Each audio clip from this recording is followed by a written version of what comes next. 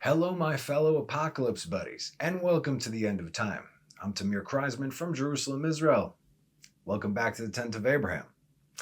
So, we continue with David King Mashiach, and this one is called Praised is the Man. Praised is the man that he did not follow the counsel of the wicked, neither did he stand in the way of sinners, nor sit in the company of scorners. But his desire is the law of the Lord, and in his law he meditates day and night. This is Psalms 1, 1 and 2.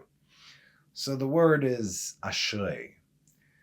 Praised is the man, blessed is the man. There's no real good word in English for what this word actually means, but we'll go with praised because it's what we got.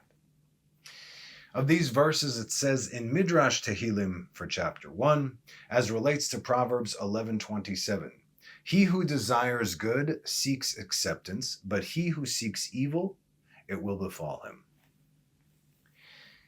Who is he who desires good to seek repentance? This is David, king of Israel, who earnestly sought good of Israel and established for them 24 priestly divisions and 24 Levitical divisions. He pursued what is pleasing in that he requested that God in his mercy would allow his presence to rest upon him so that he should be able to bless Israel under the influence of this divine inspiration. This is the Shekhinah, Ruach HaKodesh, in other words, through him.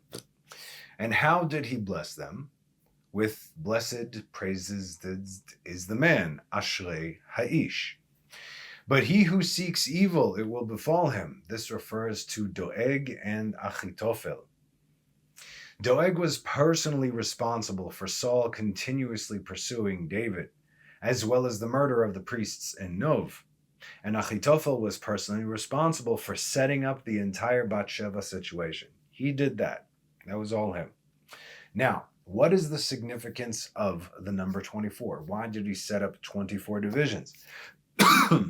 As we said on the day that Israel received the Torah, God gave them 24 gifts, and they are the books of the Torah. That is, as we do it in Israel, amongst Israel, a husband gives his wife on the wedding day 24 gifts, just like God gave Israel on their wedding day, on our wedding day, which is Shavuot, giving the Torah 24 gifts. So if there's any confusion over here, these are the 24 books of the Tanakh that we have today, and they are. You have the Torah, that's the 5 books of Moses, that's 5. Then you have the first prophets, which is Joshua, Judges, Samuel, and Kings. So 1st and 2nd Samuel is one book. 1st and 2nd Kings is one book. So Joshua, Judges, Samuel, and Kings, that's 4. The last prophets, Isaiah, Jeremiah, Ezekiel, these are the 3 main ones. And then you have the 12 smaller prophets. Each one of them is not considered a book on its own. They're all considered one book. Hashtemasa, it's called, the 12. 12 smaller prophets, so that's 4 more. Then we have the writings. That's Psalms, Proverbs, and the book of Job. And that is 3. And then we have the scrolls, the Megillot. And they are Song of Songs, Ruth, Lamentations, Ecclesiastes, Esther, Daniel, Ezra, and Chronicles. That is 8. Totaling 24 books of the Torah, which is the foundation of everything that we have. Another reason David chose 24 holy divisions is against the 24 combinations of God's name, Aleph, Dalet, Nun, Yud. When we refer to the Yud, K, Vav, K, we say, I'm saying for teaching's sake right now, we say it Adonai. Okay?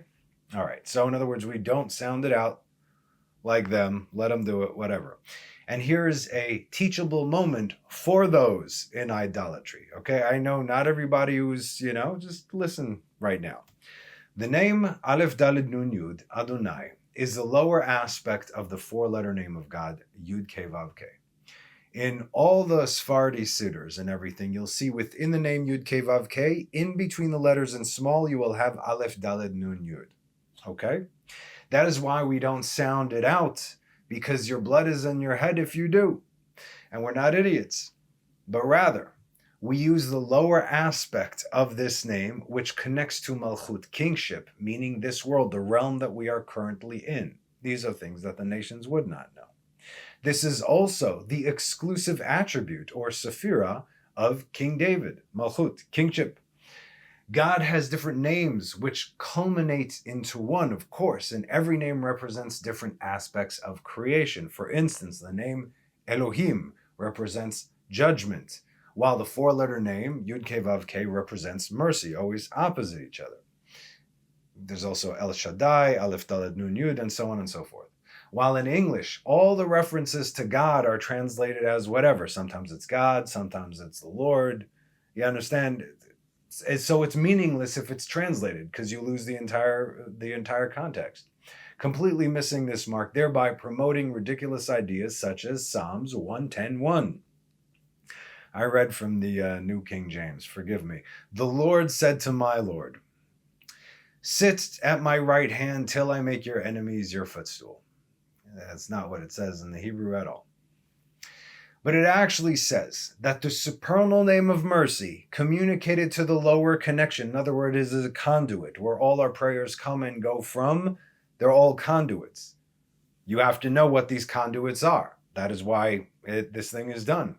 So the higher name communicated to the lower name, connected to the lower world, this world that we're in, connecting to the aspect of kingship, to sit at the right hand, which represents mercy. So all these are from the side of mercy.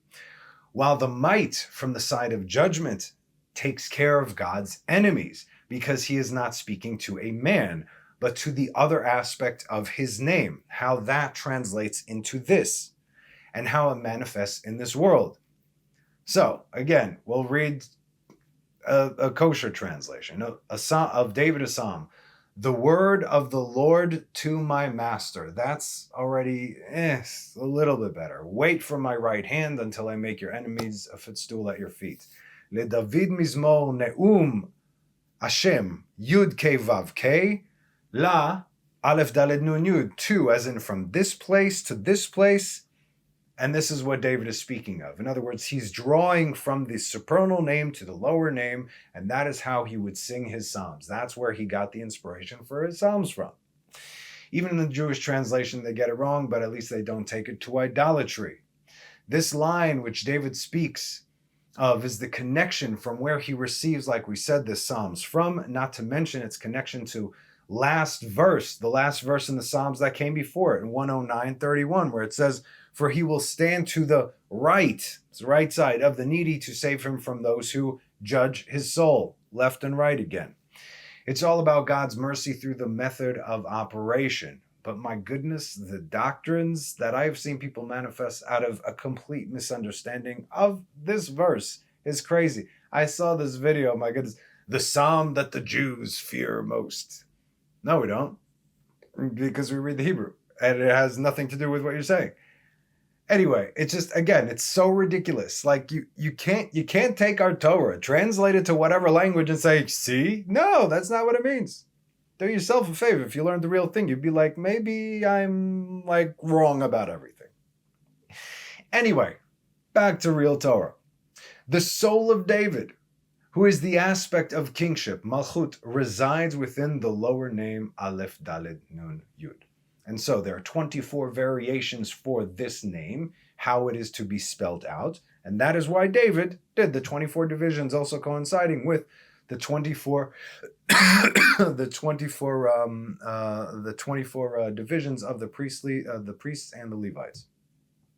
And from these 24 combinations of the name, Israel drew all the blessings and all the goodness and the salvations and the comforts from the blessings of the Holy One, blessed be He.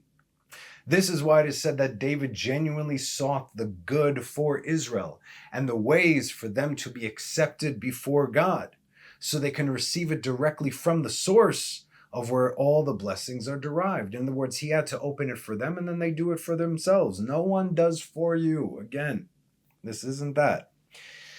He would ask for mercy on their behalf so that the Shekhinah would dwell over him, that he may bless Israel through the lower name, which is the lower aspect of the Shekhinah, and all this connects to the higher aspect. And by the way, another hint is that the name David, spelled with the Yud, because we usually spell David, it's written Daled Vav Daled, that's 14. But sometimes it's also written Daled Vav Yud Daled, because Yud has the I sound, so David. So without the punctuation, you would spell it with the Yud. adding another 10, giving us 24. You see, as the king of Israel, as God's chosen, it was he who was tasked with elevating Israel. Like we said, the leader of any nation at any time is a direct reflection of the nation itself. In other words, look at your leaders today, look at our leaders today. That's what we deserve, which shows you the sad state that the world is in. That is the leader that the nation deserves. The better the man, the better off the people, and vice versa. So when David was praying for his own elevation and purification to be tested and refined, asking to be tested and refined, was not for his own sake at all, but for the sake of Israel, God's people, hence for the sake of heaven. I'm still doing the cough thing, sorry. In Tana de Be'eliyahu, it says, blessed is the man, ashrei ha'ish. Again, the word, blessed, praised. Blessed is the man who has abundance in his home, as his servants and the members of his house partake with enjoyment with him upon his table.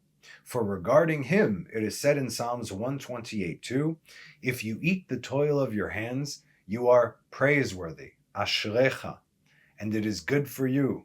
Yagia kapecha ki tochal ashrecha v'tov lach.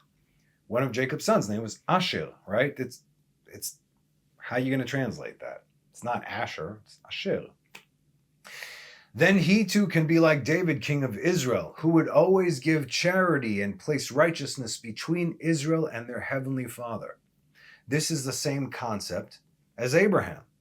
The more he had, the more he gave, the more God gave him. He couldn't give fast enough before God would bestow an overflow of abundance upon him. He is the aspect of chesed, loving kindness, just giving, giving, giving. So all he would do was receive and give, receive and give. He was that conduit. But it wasn't just gold and silver and donkeys and what have you. It was the truth about God. That's what Abraham did. He gave the truth about God. The truth about God brought you all that abundance to show you who is in control of all things.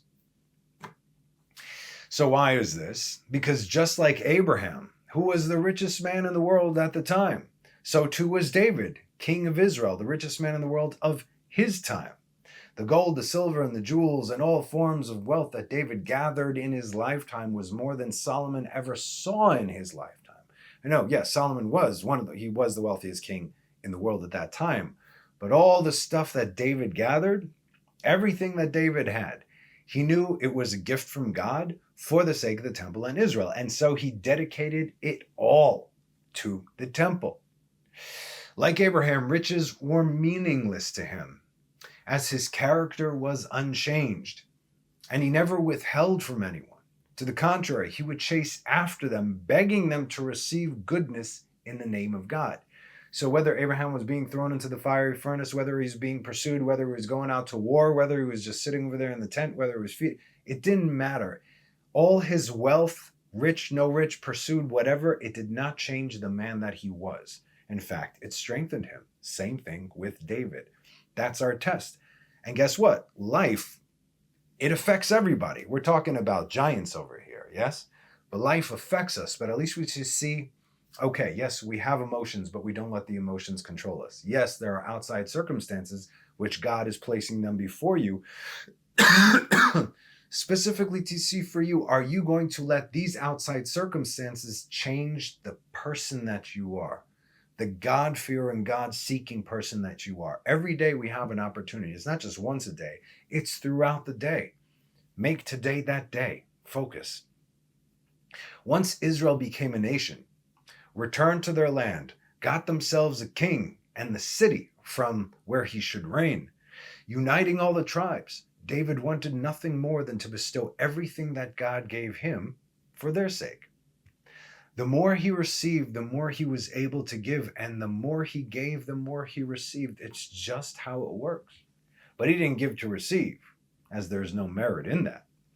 He gave because he who desires good seeks acceptance, not for his own sake, but for his people whom he was responsible for. You see, seeks acceptance as in that God should accept them.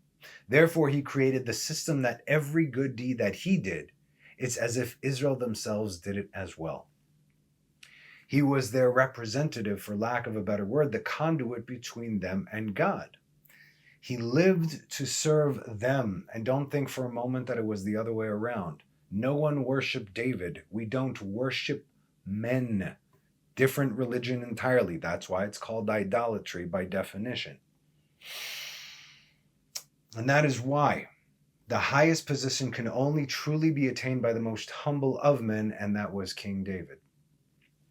Yalkut Shimoni on the Torah, section 393, discusses this.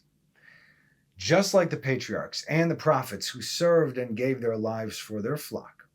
And what better example than Moses, who literally stood between Israel and the wrath of God to destroy them after the incident of the golden calf, when he said in Exodus 32:32, "And now, if you forgive their sin, but if not, erase me now from your book which you have written." In other words, kill me. Take my soul. I'm done. If you're done with them, I'm done. I'm done here. And later on, David would follow suit in 1 Chronicles, which we actually discussed, 1 Chronicles 21:17. And David said to God, did I not say to count the people? Then I am the one who has sinned, and I've committed evil. We discussed what the whole thing was about, being tripped up and everything. Please listen to the last few classes so you don't get any ideas in your head. But these sheep, what have they done? O Lord my God, I beg that your hand be against me and against my father's house, but not against your people for a plague. In other words, don't kill them, kill me. If you want to kill them, kill me instead. Same thing. David, Moses, David. Okay. Now our sages say this is what Moses said and what David said were equal to each other. How so? Moses said, my fate shall be as theirs, meaning death. And David said that God's hand should be against him and his father's house, and not against Israel. Very clear. We understand this. Now, what Moses said, as he was interceding for Israel because of the golden calf, didn't end there. Listen to this. As we still carry the weight of that sin, not to the full weight, of course, because that would mean instant death, but rather God spread out the punishment. What is this likened to? We've used this example before. What is this likened to? To a king who makes a declaration. Anyone in his kingdom who, let's say, transgresses a certain command, whatever you do, don't do that. Anybody does that, see this massive boulder over here? It's going to get dropped on their head. In other words, they're done. Okay. Take the boulder, drop it on them. Okay. Lo and behold, it was the king's only son, the prince, who was the transgressor.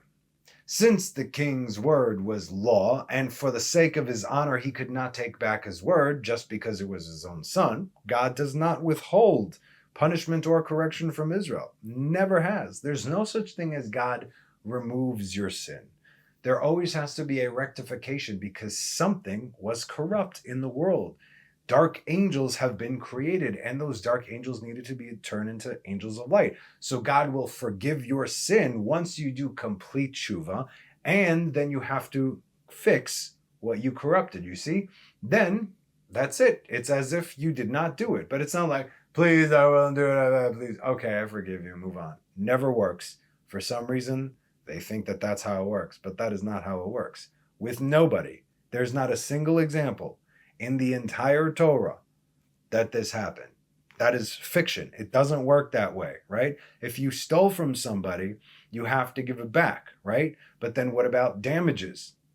You have to pay the damages. That is what is corrupt, if you will, right? If you break somebody's window, it's not enough just to pay them back. You have to make sure that you fix it. And then you also have to make sure that you never do it again and take the necessary precautions never to go down that same path again.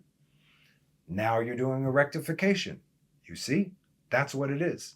It's not just enough to say sorry. No one cares anymore if you keep doing the same thing and say, I'm really sorry, I'm really sorry. No, you're not. Even in the real world, you got a few strikes and you're out. How much can you apologize without changing your ways? It's all about us, right? Okay. Now, like we said, it was the king's son. However, the entire kingdom's existence depends upon his son eventually taking the reins. So, what did the king do? He smashed the rock up into pebbles, and every day he would throw these pebbles on his son's head. Some are bigger, some are smaller, some caused blood, some caused, whatever, swelling and whatnot. But basically, until all the contents of what used to be this massive stone were depleted and the correction, if you will, was paid in full. So obviously God is the king, we are the son, the transgression was the golden calf, and the rock, complete annihilation, the contents of which will only be depleted when the rectification for that sin was complete. That is why, despite the entire world and every single nation has tried to destroy us, we're still here. Because we still have a debt to pay, you see. This does not include the sin of the spies, which has yet to be complete. I just read that, but that's another story. So, the nations are the pebbles. It hurts, it's annoying, but it's also necessary. Now, watch this. Speaking of 24. The Yalkut quotes a passage in Masechet Sanhedrin 102a that says, Rabbi Yitzchak says, you have no punishment that comes to the world in which there is not 1/24 of the surplus of a litra of the first calf, of the golden calf. When weighing a substance, there would often be a disparity of up to 1/24 of its weight. Think pebbles, okay? The point is that a minuscule portion of the sin of the golden calf is added to every punishment imposed upon Israel. Because if God smacked Israel the way they should have been smacked when it came to the golden calf, that would have been the end. So there's a little bit extra when Israel are already going through hardship. So it's almost like, we discussed this, I don't remember when. It was a few months ago, that God always adds on, it says in the Zohar, always adds on a little bit extra. Why? Because we can deal with it. So meaning knowing, I think it had to do with David. When we go through something major, right? Let's say, chas v'shalom, so I don't even know, right? Something major, a major tragedy, catastrophe, hardships, and what have you. And then within that, we stub our toe, have a flat tire, I don't know, something, drop a yogurt on our shoe, okay? Some inconvenience, that's one of the 24th over there. You understand? In other words, it's in addition to that. At this point, people say, really? Like I need this right now? It's not about that. God poured that on over there. So you should focus on what's big and not even focus on the smaller things. In other words, compared to the problems that you're dealing with, this is nothing. That was the point. Okay. So one day when I punish, I will punish their sin upon them. This is Exodus 32:34. In other words, one day it's going to happen, right? Indicating that atonement for that sin is incomplete and that Israel will continue to suffer for it. So where does it end? Specifically the sin of the golden calf. Rabbi Hanina says after 24 generations elapsed from the sin of the golden calf, the debt referred to in this verse was collected. When was this? As stated in Ezekiel 9:1. Then he called into my ears with a loud voice, saying, bring near those appointed over the city, and each one his weapon of destruction in his hand. This prophecy occurred 24 generations after the sin of the golden calf, meaning the destruction of the first temple. That was a big blow to Israel. Like we said, Israel was supposed to be destroyed also then. And what was that likened to? God wanted to punch his son in the face, crushing his skull, but instead he punched the wall behind him. The wall is the temple. You see? Okay. Because it's a building. We could build another one, as we did, and the final one will be built not by the hands of man, but by the hands of God. Therefore, it will never be destroyed. Okay? So God does this instead of harming Israel. So, the destruction of the first temple and the terrible atrocities that Judah experienced by the hands of the Babylonians, as well as the Babylonian exile and the cleansing of the land for 70 years. All this, mind you, David saw clearly in prophecy. So again, here's the timeline. Golden calf, Moses intercedes so the temple can be built. Moses to David, here's a connection. Golden calf, Moses intercedes so the temple can be built, then destroyed with the remnant of Israel exiled, all for the rectification of the sin of the golden calf. David was the one who intercedes for Israel in that instance in order for God to reveal to him the location of the temple, right? Put your, come against me and my father's house, not against them. You see this connection right over there? Okay. David later sings about what would happen in Psalms 137. By the rivers of Babylon, there we sat. This is in past tense. It didn't happen yet, not even during David's time, right? We also wept when we remembered Zion. Okay, David, what else? On willows in the midst we hung our harps. And all these things, by the way, it actually happened. For there our captors asked us for words of song, and our tormentors asked of us mirth. Sing us the songs of Zion. It said that the Jews that were taken over there, they would bite off their fingers. They're like, we don't even deserve to play songs about Zion. We know that the temple was destroyed because of our sins. How shall we sing a song to the Lord on foreign soil? Exactly. If you're not in the Holy Land, you're in unholy land, wherever you are in the world. If I forget you, O Jerusalem, may my right hand forget its skill. This is what we say underneath the chuppah. This is what we said underneath our chuppah, overlooking Temple Mount, where the third temple should be. May my tongue cleave to my palate if I do not remember you, if I do not bring up Jerusalem at the beginning of my joy. You say these two verses.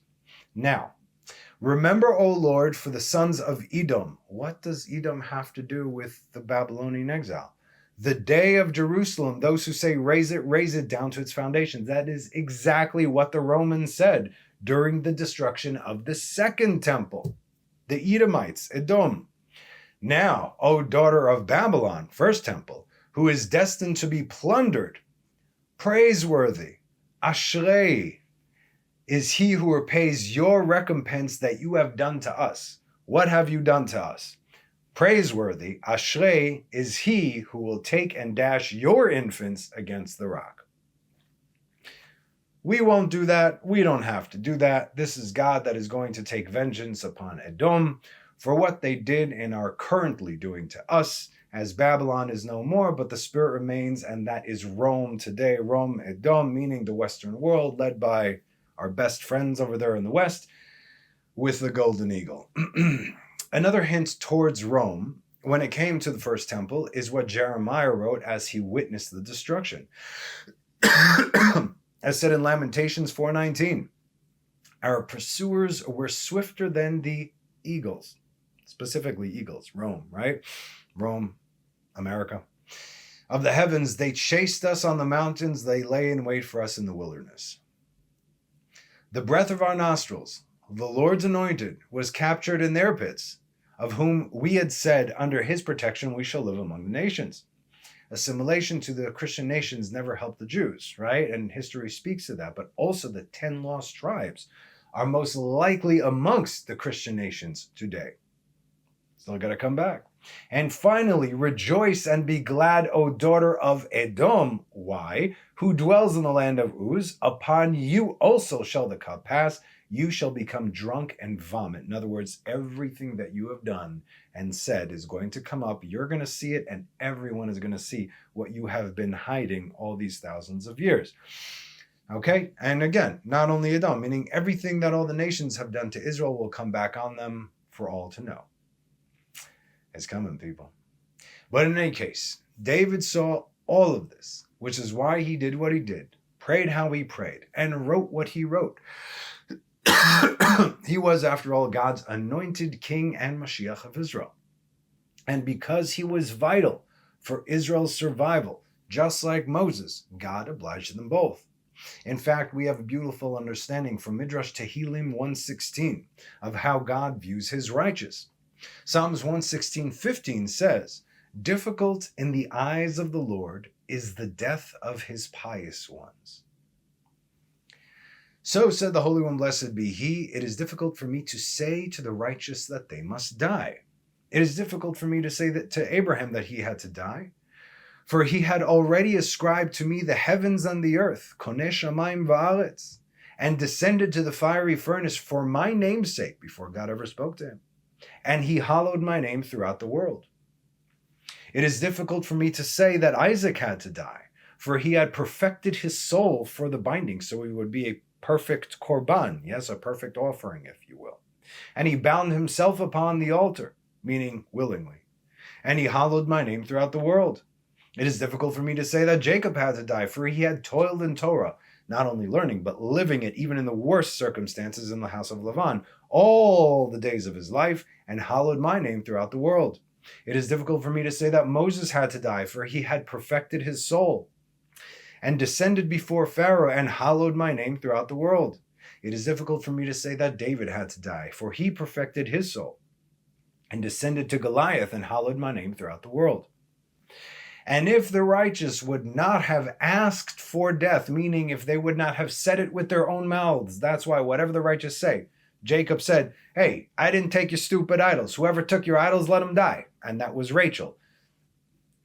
Why did it not happen right away? Because we know that Benjamin needed to be born. So there was a deferment that happened, and then the moment Benjamin was born, that's when Rachel was taken. But by the mouth of a tzaddik, you see, they have power. So we're going to see these instances right now. And if the righteous would not have asked for death, spoken it themselves, they would never have died. How so? Abraham said in Genesis 18:27, Abraham answered and said, behold, now I have commanded to speak to the Lord, although I am dust and ashes. Isaac said in Genesis 27:4, my soul will bless you before I die. Jacob said in Genesis 43:30, I will die this time. Moses said in Deuteronomy 4:22, for I will die. And David said in 2 Samuel 24:17, right?